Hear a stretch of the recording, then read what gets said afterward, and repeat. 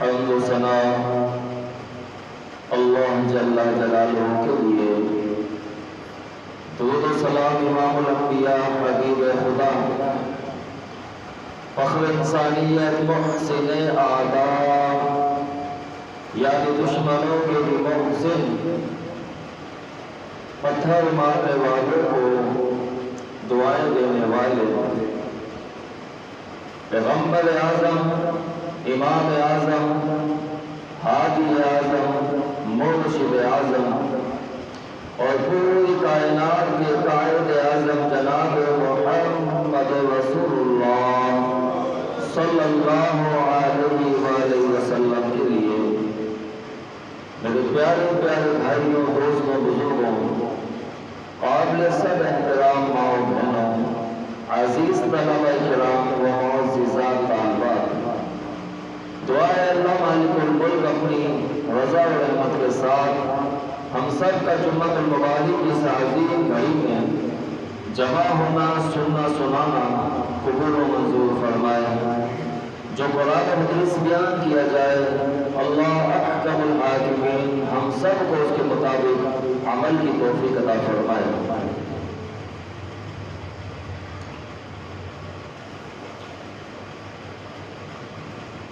فاطمہ بنت قیس رضی اللہ تعالی عنہا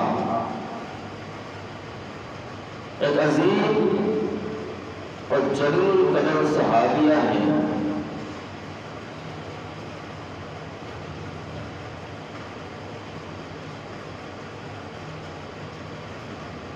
یہ روایت کرتی ہیں کہ میں مدینہ میں تھی، ایک منادی ندا کرنے والا، پکارنے والا، وہ یہ ندا لگا رہا تھا، الصلاۃ جامعۃ، کہ نماز جمع ہونے والی ہے۔ جب میں نے یہ ندا سنی، فخرجت الی المسجد، تو پھر میں مسجد نبوی چلی گئی۔ فرماتے ہیں کہ میں مسجد نبوی آ جاتی ہوں،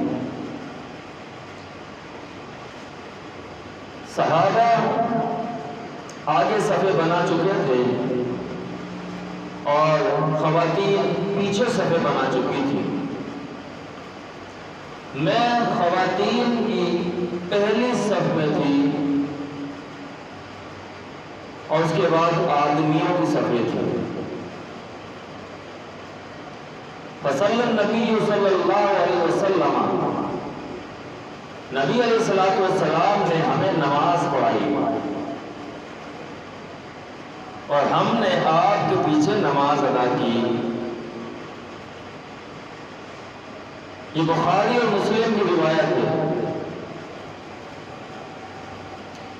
اس سے ایک مسئلہ تو یہ ثابت ہوا کہ اللہ کے نبی علیہ السلام کے دور میں صحابہ کے ساتھ ساتھ صابحات بھی مسجد نبوی میں نماز ادا کرتی تھی، پردے کی حالت میں۔ آگے صحابہ کی صفیں ہوتی تھی اور پیچھے صابحات کی صفیں ہوتی تھی۔ فرماتے جب نبی علیہ السلام نے ہمیں نماز پڑھا لی تو آپ منبر پر تشریف فرما ہوئے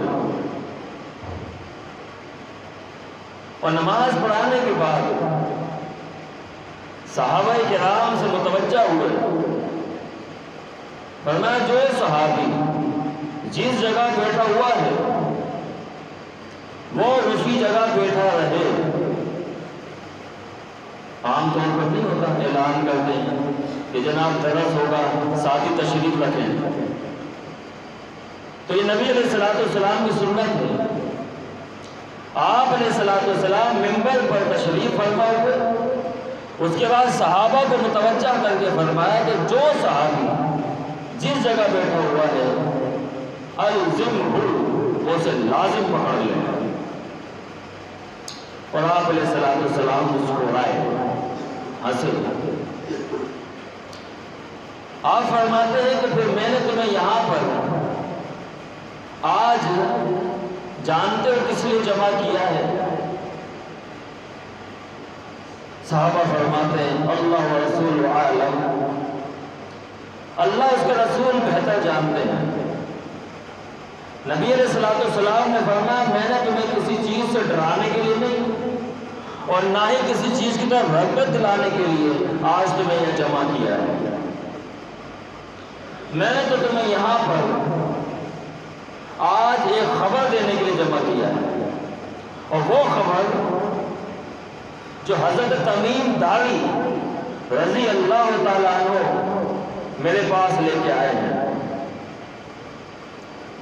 حضرت تمیم داری رضی اللہ تعالیٰ عنہ، ان کا تعلق ملک شام سے ہے، قبیلہ نلخ کے ساتھ ان کا تعلق ہے۔ ابھی یہ مسلمان نہیں ہوئے تھے، عیسائی تھے، اور عیسائی بھی ایسے کہ ان کو انجیل کی زبانی یاد تھی اور توریت یہودیوں کی کتاب وہ بھی انہیں یاد تھی، یعنی عیسائی بھی انہیں اپنا عالم مانتے تھے اور یہودی بھی انہیں اپنا عالم مانتے تھے، پائے کے شخص تھے۔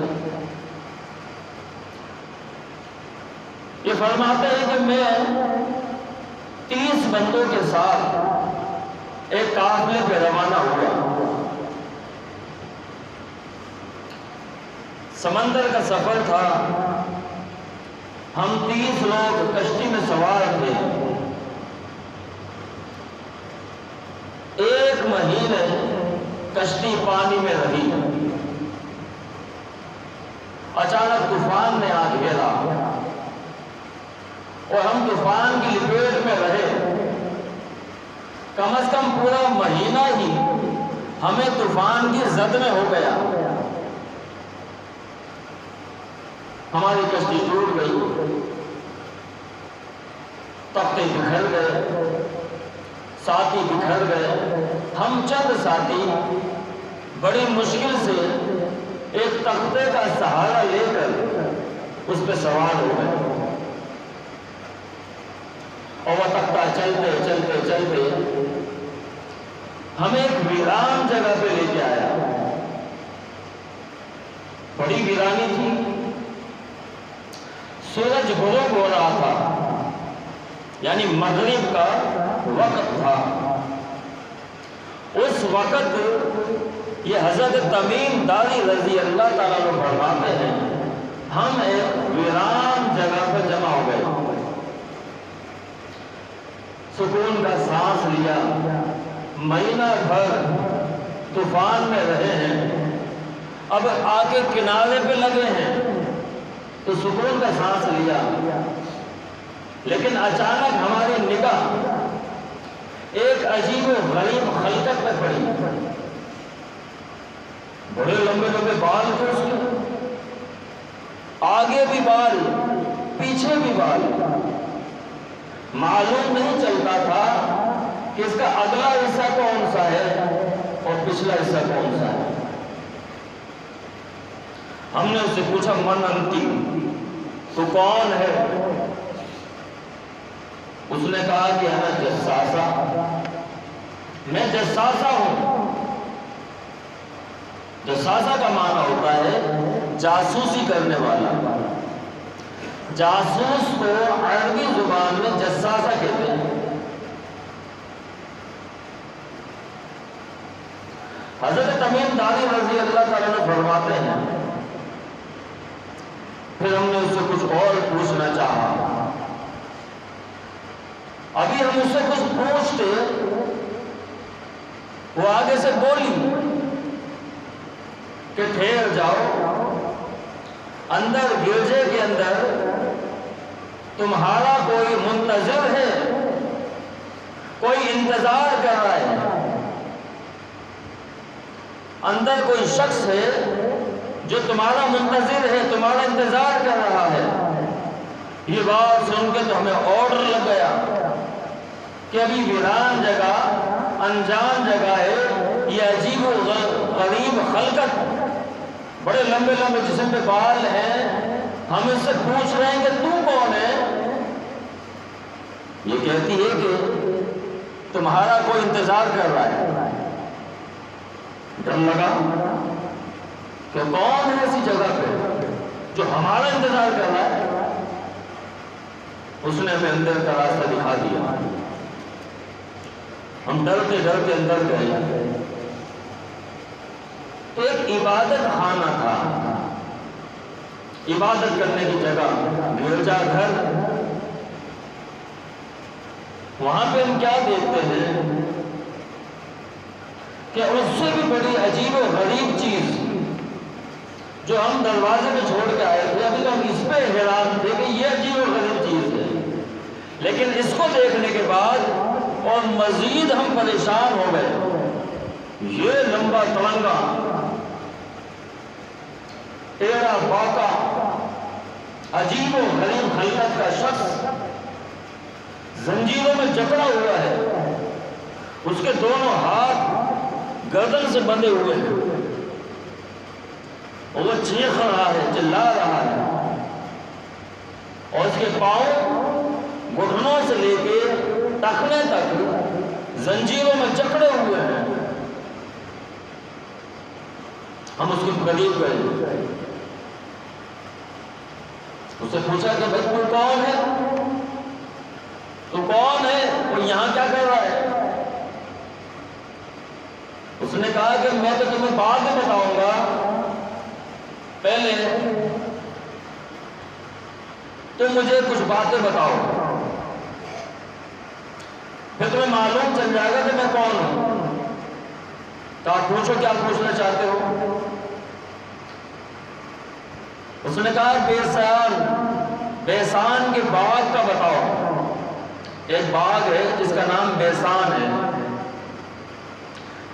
اور اس باغ کے بارے میں کیا جاننا چاہتے ہو؟ کہا یہ بتاؤ کہ اس باغ میں پھل آتے ہیں، کھجوریں آتی ہیں؟ حضرت تمیم داری رضی اللہ تعالیٰ نے فرماتے ہیں جی، وہ باغ کا تو بڑا ہرا بھرا ہے، اس میں بڑے پھل فروٹ آتے ہیں، کھجوریں آتی ہیں۔ وہ کہتا ہے کہ ان قریب ایک وقت آئے گا کہ وہ کھجوروں سے، پھلوں سے خالی ہو جائے گا، پھل آنا بند ہو جائیں گے۔ اچھا، تو اگلی بات بتاؤ، بحر زرغا جو ایک جھیل ہے، اس جھیل میں پانی ہے اور اس کے آس پاس مویشی اور کھیتی باڑی ہوتی ہے۔ حضرت تمیم داری رضی اللہ تعالیٰ فرماتے ہیں جی ہاں، اس بحر زرغا کے اندر پانی بھی ہے اور وہاں پہ کھیتی باڑی بھی ہوتی ہے۔ ان قریب وہ بحر زرغا سوکھ جائے گا۔ اگلی بات یہ بتاؤ، بحر تبریہ وہ جو ایک دریا ہے، اس کی کیا حالت ہے؟ اس میں پانی ہے؟ حضرت تمیم داری رضی اللہ تعالیٰ عنہ فرماتے ہیں اس میں تو پانی کثیر ہے، بڑا وافر مقدار میں پانی ہے۔ وہ کہتا ہے کہ ان قریب وہ وقت آئے گا کہ وہ بحر تبریہ کا پانی بھی خشک ہو جائے گا۔ اب یہ تینوں جگہیں، بیسان کا باغ، بحر زرغا اور بحر تبریہ، آپ جان کے حیران ہوں گے یہ تینوں جگہیں اسرائیل کے قبضے میں ہیں، اسرائیل کے قبضے میں ہیں، یہودیوں کے قبضے میں ہیں۔ اور وہ اس ویران جزیرے کے اندر بیٹھ کر اس یہودیوں کے قبضے میں جو چیز ہے، اسرائیل کے قبضے میں جو چیز ہے، وہ ان کے بارے میں پوچھ رہا ہے، ان کے بارے میں جان رہا ہے۔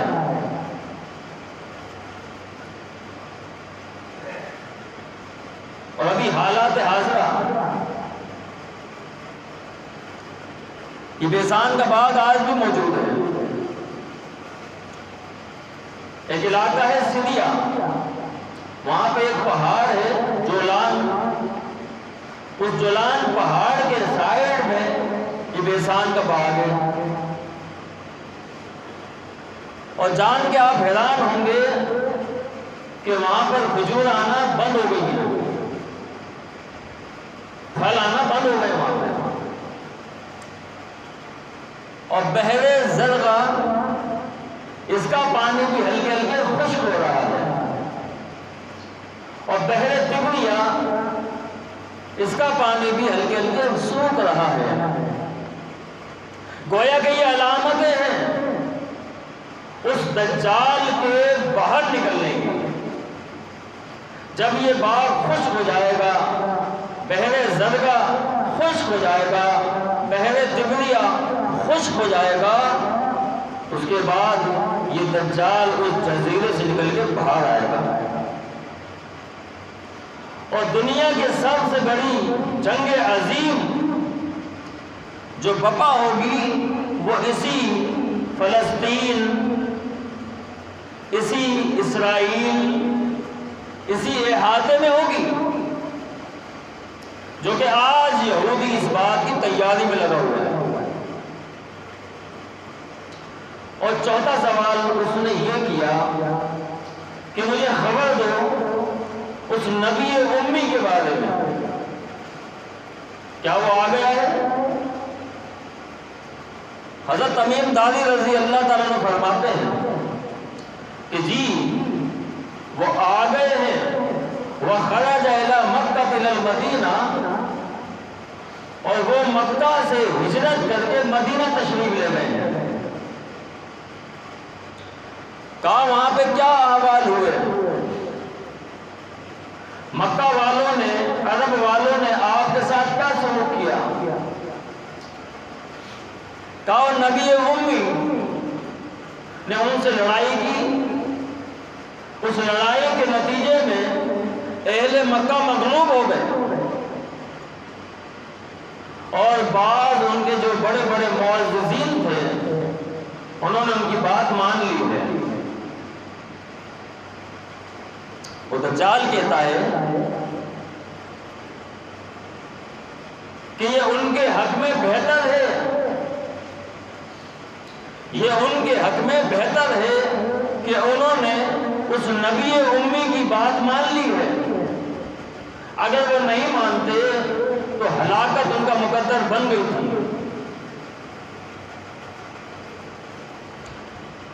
کہا اب میں تمہیں اپنے بارے میں بتاتا ہوں۔ کہتا میں مسیح ہوں، جسے دجال کہا جاتا ہے۔ دجال دال جیم لام دجل سے نکلا ہے، اور دجل کا معنی ہوتا ہے مکر فریب، کیونکہ دجال آنے کے بعد مکر فریب سے کام لے گا، مکر فریب کرے گا، لوگوں کو دھوکہ دے گا، گمراہ کرے گا۔ تو اسی سے نکلا دجال کہ سب سے بڑا مکر و فریب کرنے والا۔ کہتا میں 40 دن رہوں گا، 40 دن رہوں گا، اور دنیا کا کوئی خطہ، دنیا کا کوئی گاؤں، دنیا کا کوئی شہر ایسا نہیں ہوگا کہ جہاں پہ میں نہیں جاؤں گا، سوائے 2 جگہ کے۔ اب یہ دجال اور حضرت تمیم داری رضی اللہ تعالیٰ عنہ کے مابین گفتگو ہو رہی ہے، جو بخاری کے اندر اور مسلم کے اندر یہ واقعہ موجود ہے۔ سوائے 2 جگہ کے میں ان جگہوں پہ نہیں جا سکوں گا، اس کے علاوہ دنیا کے ہر خطے، ہر شہر، ہر گاؤں میں چکر لگاؤں گا، اتروں گا۔ اور یہ نہیں کہ میں جا نہیں سکوں گا، جانے کی کوشش کروں گا، لیکن وہاں پر راستوں کے اوپر فرشتے کھڑے ہوں گے جو ننگی تلوار لے کے کھڑے ہوں گے، اور جیسے ہی میں قریب جاؤں گا مجھ سے مقابلہ کریں گے اور میری ہمت نہیں ہو سکے گی ان جگہوں پہ جانے کی۔ اب یہ واقعہ نبی علیہ السلام کو حضرت تمیم داری رضی اللہ تعالیٰ عنہ نے سنایا۔ نبی علیہ السلام نے اپنی انگلی کے اشارے سے منبر کی طرف اشارہ کیا، فرمایا ہاذہ الطیبہ، ہاذہ الطیبہ، ہاذہ الطیبہ، کہ یہ طیبہ ہے، یہ طیبہ ہے، یہ طیبہ ہے، کہ جن کے رہنے والوں کو اللہ رب العالمین نے دجال سے محفوظ کیا ہے۔ اور فرمایا کہ میں نے تمہیں ان سارے واقعات کی خبر نہیں کی، میں نے ایک ایک بات کی تمہیں اطلاع دی ہے، اور مجھے خوشی ہے اس بات کی کہ جو میں نے باتیں تمہیں بتائی ہیں یہ حضرت تمیم داری رضی اللہ تعالیٰ عنہ ساری وہی باتیں اپنی آنکھوں سے دیکھ کے آئے ہیں۔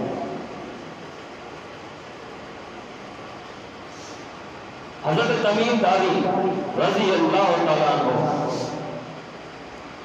اس دجال سے ملاقات کے بعد مدینہ تشریف لاتے ہیں، نبی علیہ السلام سے ملتے ہیں، فباع آپ کے ہاتھ میں بیعت کرتے ہیں اور اسلام قبول کرتے ہیں، کلمہ پڑھ کے مسلمان ہو جاتے ہیں۔ اس واقعے کے بعد گویا کہ حضرت تمیم داری رضی اللہ تعالیٰ عنہ کا جو وجہ سبب بنا اسلام لانے کا وہ دجال بنا۔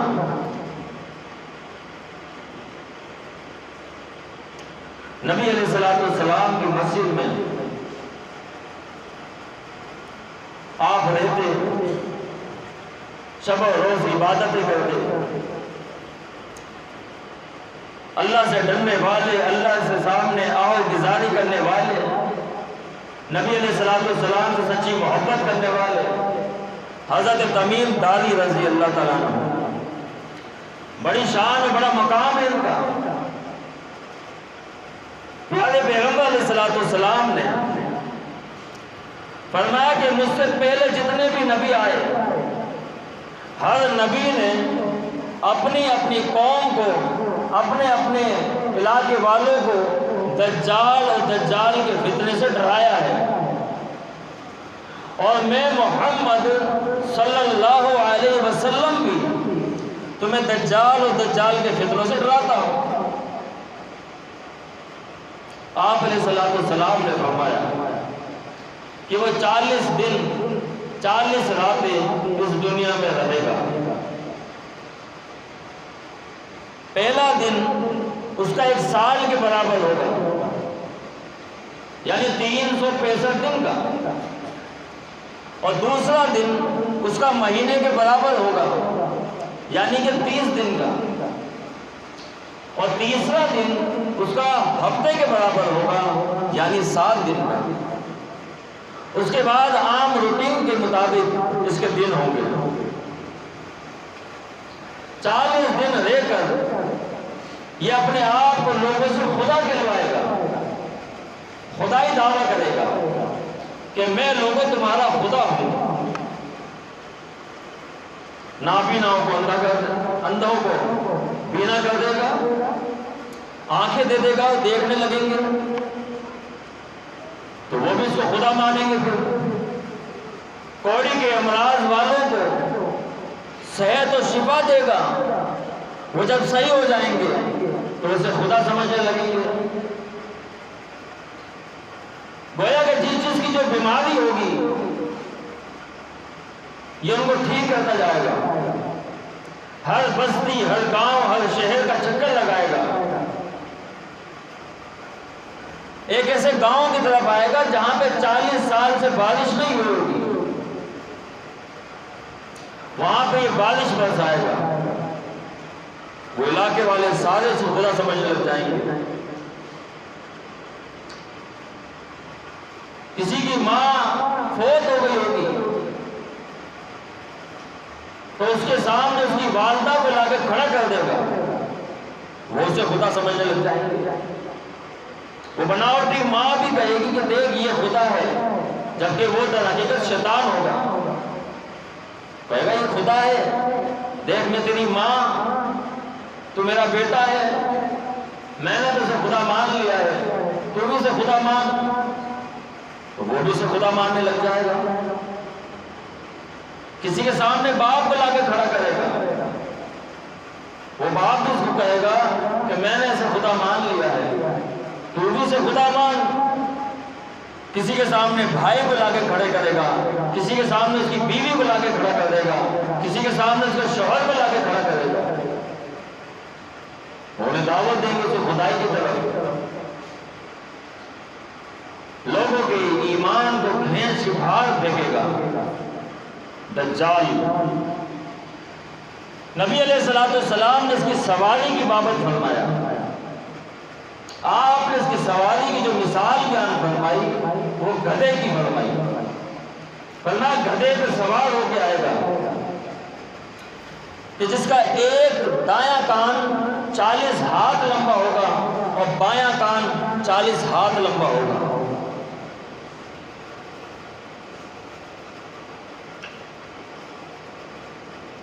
اور وہ جب چلے گا تو مشرق اور مغرب کے فاصلے طے کر لے گا،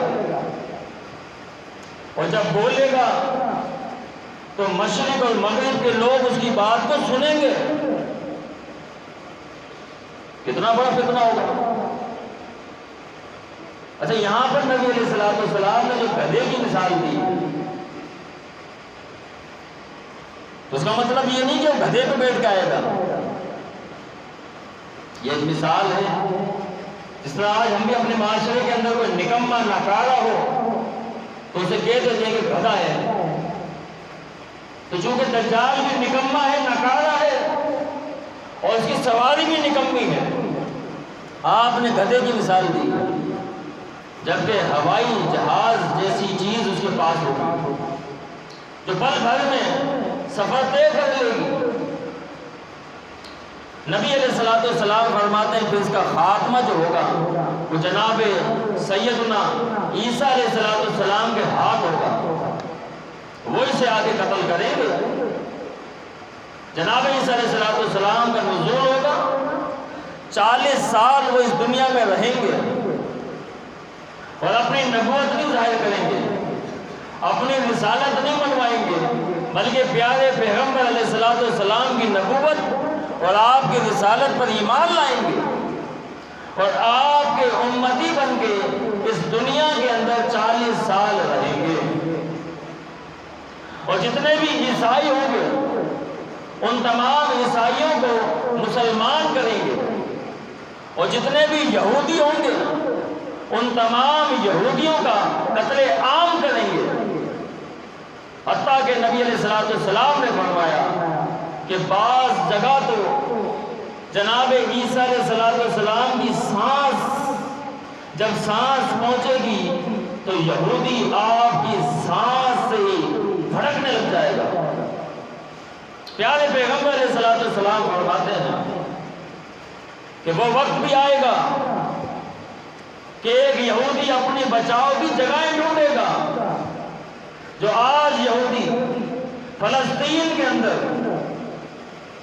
بیت المقدس کے اندر، مسجد اقصیٰ کے اندر دہشت گردی پھیلا کے بیٹھا ہوا ہے، مسلمانوں کا قتل عام کر رہا ہے، مسلمانوں کے بچوں کا قتل عام کر رہا ہے، مساجد مسمار کر دیے ہیں، مدارس مسمار کر دیے ہیں، اسکولوں کو توڑ دیا گیا ہے.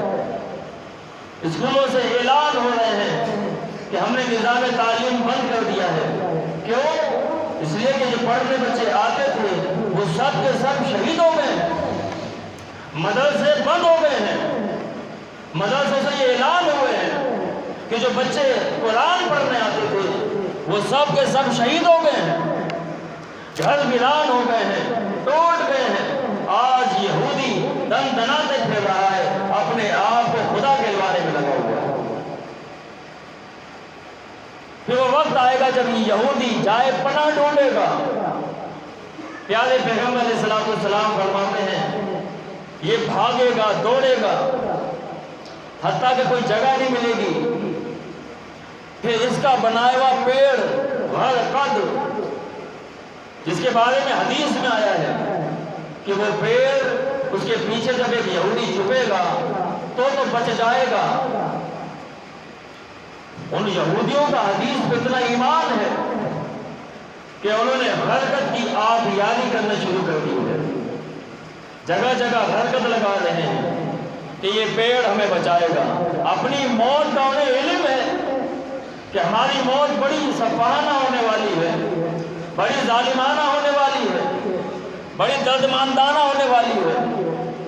پیارے پیغمبر فرماتے ہیں علیہ السلام ایک پتھر کے پیچھے آگے چھپے گا یہودی، اللہ رب العالمین اس پتھر کو گویائی دیں گے، وہ پتھر بولے گا یا مسلم تعال لیا خلفی یہودیا فقتلہ، کہے گا اے مسلمان ادھر آ میرے پاس آ، میرے پیچھے ایک یہودی چھپا ہوا ہے، زیادہ دیر نہ ہو جائے، اسے پکڑو، اسے قتل کر ڈال۔ پیارے پیغمبر علیہ السلام فرماتے ہیں مسلمان آئے گا، اس یہودی کو پکڑے گا، اسے قتل کرے گا۔ اللہ اکبر اللہ۔ آج محترم بھائیو ہمارے ایمان و عقیدہ دیکھیے کہ جو چھوٹے موٹے شوق کو دکھلا دے، کوئی چھوٹے موٹے معاملات انجام دے دے، ہم اسے بہت کرنے والا اور دھرنے والا سمجھنے لگ جاتے ہیں، اپنی منت اپنی مرادیں لے کے اس کے سامنے لیٹ جاتے ہیں، بیٹھ جاتے ہیں، جھک جاتے ہیں۔ اللہ نے اولاد نہیں دی، اللہ سے مایوس ہو کر پھر یہ یہاں پر وہاں پر ادھر ادھر جگہ جگہ گائے بگائے مختلف مقامات کا چکر لگاتا ہے کہ مجھے اولاد مل جائے۔ کوئی کہتا ہے جناب فلاں جگہ چلا جا، وہاں پہ بڑے بڑے لوگوں کو اللہ نے بڑے بڑے لوگوں کو اولادیں مل گئی ہیں، تجھے بھی مل جائے گی۔ اور کچھ تو ایسے نکمے و نکارہ ہے، جب محرم آتے ہیں اور دندل نکالی جاتی ہے اور پھر یہ عقیدہ رکھا جاتا ہے جس کے اولاد نہیں ہوتی وہ اس دندل کے نیچے سے نکل جائے، اسے اولاد مل جائے گی۔ اور پھر جب اسے اولاد ملتی ہے تو پھر اسے ذاکر بنایا جاتا ہے، ذاکر بنایا جاتا ہے۔ آج چھوٹے موٹے شوق سے کوئی دکھلا دے تو لوگوں کے ایمان بہک جاتے ہیں۔ اندازہ کیجئے محترم بھائیوں کتنا بڑا فتنہ ہے کہ جس کے بارے میں پیارے پیغمبر علیہ السلام نے اپنی امت کو ڈرایا ہے، اور آپ دعائیں مانگتے تھے، اللہم انی اعوذ بکا من فتنۃ مسیح الدجال، اللہ میں دجال کے فتنے سے آپ کی پناہ میں آتا ہوں۔ نبی علیہ السلام نے پناہ طلب کی ہے اور اپنی امت کو اس فتنے سے ڈرایا ہے، اور آپ علیہ السلام نے فرمایا جو سورہ کہف 15ویں پارے کے اندر جو سورت اللہ تعالیٰ نے نازل فرمائی ہے، جو بندہ ہر جمعے اس سورہ کہف کی تلاوت کرے گا اللہ رب العالمین اسے دجال اور دجال جیسے بڑے بڑے فتنے سے محفوظ فرمائے گا۔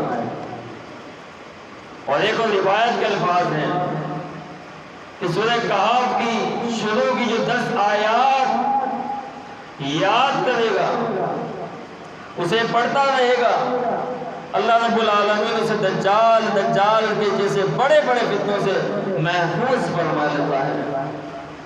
ہمیں بھی محترم بھائیوں چاہیے کہ سورہ کہف اس کو اپنا معمول بنائیں، بالخصوص جمعے کے روز اس کو پڑھیں، اگر نہیں پڑھ سکتے تو سنیں، اور جو پڑھ سکتے ہیں انہیں چاہیے کہ شروع کی کم از کم 10 آیات یاد کریں۔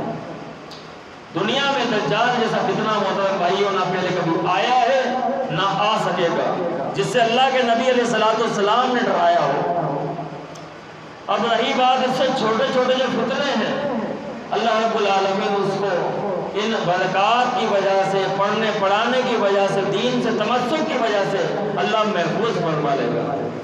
قرآن و حدیث سے تمسک یہ انتہائی ضروری ہے کہ جب انسان قرآن و حدیث سے جڑ جائے گا، علماء سے جڑ جائے گا، محترم بھائیوں فتنوں سے محفوظ ہو جائے گا۔